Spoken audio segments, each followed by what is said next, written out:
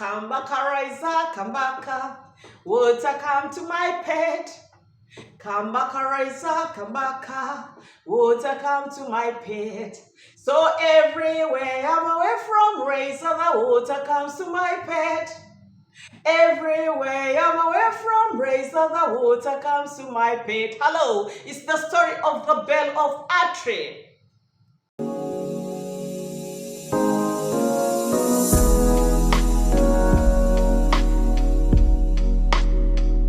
Bell of ATRI is a classic Italian folktale which tells the story of a wealthy, humble, and yet generous old man named Trifone. He owned a small bell in the town of Atri. Trifone was the wealthiest man in the town of Atri. He owned a fleet of shops along several streets, reared innumerable birds, kept thousands of beasts on the farm, ran and operated numerous businesses home and away, and had properties worth millions of euros. Even in his old age, his family mansion was still the best in terms of worth and magnificence. Wow! It is believed that Trifone inherited this wealth from his father, who had trained him early enough on how to manage business in life. We must say that his dad did well, because he not only kept the inheritance intact, but also multiplied it so much that his name still rings a bell in the ears of many through generations. Along with the family business, Trifone's father gave him a magical bell that would make different sounds at different times of the day. Accordingly, every sound made gave a different instruction to Trifone, and whenever it rang, summoned all the people to share whatever Trifone was compelled to share, be it food, drink, money, or even property. Surprisingly, whatever he was compelled to share with the town folk matched exactly with what they needed at that particular moment. And not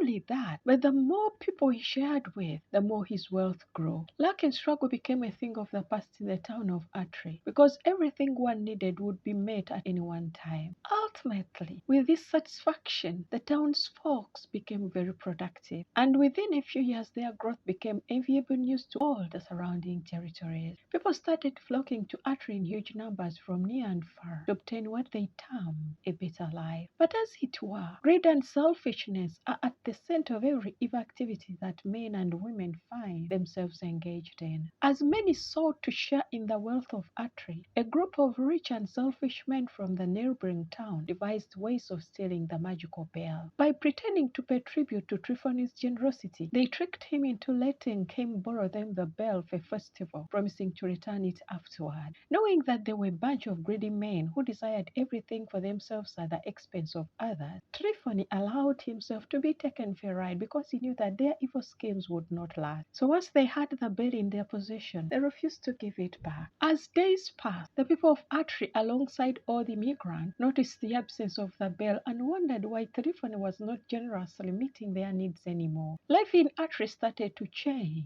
Lack and struggles in every area were now experienced across all generations. Uncontrollable anger brewed up in people's hearts. Quarrels and fights became the town's everyday life. As it escalated everywhere, a group of elders approached Trifone and inquired why his generosity was no longer experienced in the town. When they discovered what had happened, they were outraged. They called for a meeting at the town square and explained to everyone the cause of their misery. In great anger and wrath, all the able men unanimously agreed to take action and confronted the thief. The folks of Atria did not just collect the bell from the thief, but also paid them handsomely for the period of misery they caused them. And in the end, justice prevailed. The thieves were forced to carry the bell and bring it back to Trifone in Atri as they celebrated its return with a great feast. From then on, the bell continued ringing, summoning the town folks to share in Trifone's kindness and hospitality for years. The story teaches us the importance of generosity, honesty, and community spirit. It reminds us that true wealth lies not in material possessions, but in the willingness to share with others and the warmth of human connections. Spillward's author Monica Ija Carl quotes that, "Imagine the ripple effect of a simple greeting, a warm smile, a friendly hello, a spark of human connection that can illuminate a stranger's day, or perhaps even their entire journey. Is the greatest gift of all. Men and women are very important as far as the equation of assuming victory and lifting in life is concerned. As long as we live, every man and woman needs to be strategically connected to be able to be impactful.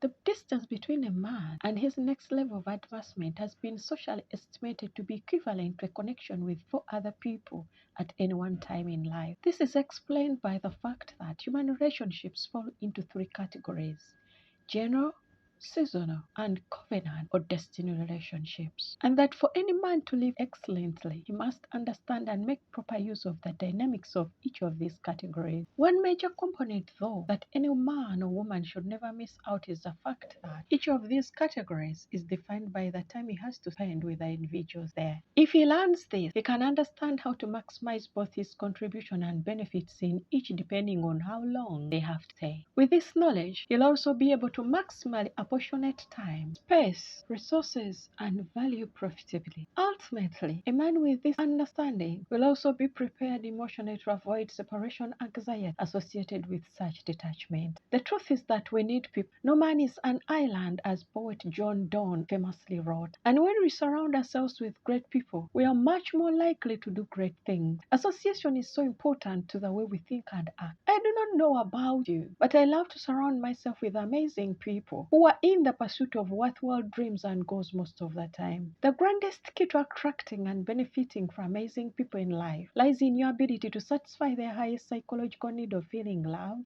valued, and appreciated. Believe me when I say that a man or woman will never be blessed maximally by God's gift of men if he does not treat them with this kind of light. On the other hand, contributions and lasting impressions into the lives of men and women can only be made effectively if a man serves them honorably as unto God. It will surprise you to note that Jesus Christ, in all his divinity, recognized the value of men. And while he selected the team of 72 disciples to work with him during his earthly mission, he knew exactly who would betray him, the one who would deny him before the council of elders, how many would not bear to live with his hard teaching, and those who would run away and hide during his trying moments in the end. Although through the law of commitment they were reduced to 12 and then 11 as it were, he worked with them till the end to fulfill and realize the will of God for his life. We presently live in a world where, in an attempt to show the supremacy of God, we ignore men. We have often heard ourselves say that it does not matter, once God is for me, that's all. Such proverbs are right, but only true for those who have clearly understood that the all-sufficient God does not work in isolation, but in partnership with men and women for his purposes to be accomplished. While he praised God, King David mentioned, "The heavens belong to our God, they are his own alone, but he has given the earth and put us in charge." Apostle Paul stressed that, "For we are laborers together with God." This means that as soon as you raise your prayer to God in heaven, and by faith believing that he heard you, he sends your answer immediately. But there has to be a man who will act as a conduit for its delivery. And without mixing words, standing between your current level and the one you desire to attain is a man or woman that must answer to God's assignment and participate in your lifting. To echo that, "Behold, I am the servant of the Lord. Let it be to me according to your word." We should also remember that the Lord said, "Go at once to the street called Abundance and look for a man from Tarsus named Saul. You will find him at Judah's house." While he was praying, he saw in a supernatural vision a man named Ananias coming to lay hands upon him to restore his sight. Although there are 7,000 men still in Israel who have never bowed to Baal, unknown to the prophet Elijah, and can be used of God if the prophet refused to obey, the truth is that if Ananias had refused to go and lay hands on Saul, he would not regain his sight at the set time. According to God's system, his Holy Spirit would have to hover with this mission until when another willing man would be found. This is how far God's faithfulness in working with men can go. Could it be that some of the delays you're currently experiencing are because God's chosen vessels refuse to work with him, and he's now searching a new vessel that is willing and is aligned to obey? The good news is that if you don't give up on God, another willing vessel will be located soon, and all he promised will come to pass in your life. Just hang in there. Well, you also remember that after his death, the body of Jesus Christ still hung on the cross until when a man called Joseph of Arimathea went to Pontius Pilate and asked for permission to put it down for proper burial. Do you think that the angels were sleeping? Nah.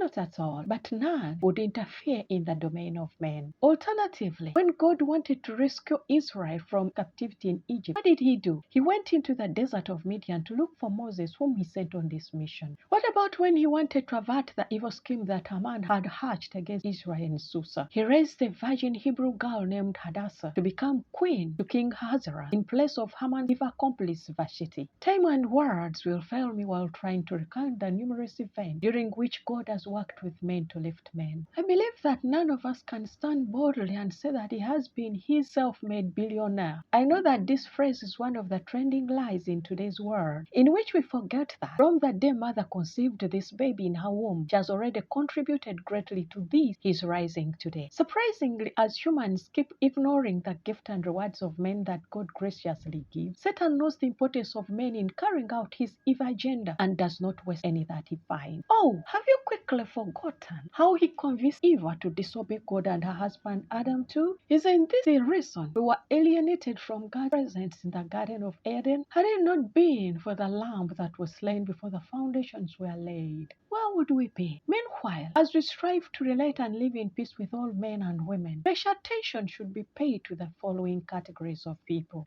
Men of influence. Men and women of influence are thought to be the leaders in society, and those considered to be experts in particular fields of influence, whose opinions strongly matter and shape the thinking of others in every way. There are also people in senior positions who sway over the direction of many people. These people are sometimes referred to as achievers, influential, catalyst doers, enterprising, entrepreneurs, generators, go-getters, heavy hitters, light rod, movers, pathfinders, and VIPs, among other names. Connecting with men and women of influence is very important for any man who must access and actualize his desired destiny. This is true because it's through such interactions that a man's personal and professional growth can be significantly impacted. Men of influence often possess valuable experience, insight, and networks that can open doors to opportunities that a man might not have access to otherwise. By fostering relationships with them, men and women can gain mentorship, guidance, financial assistance, and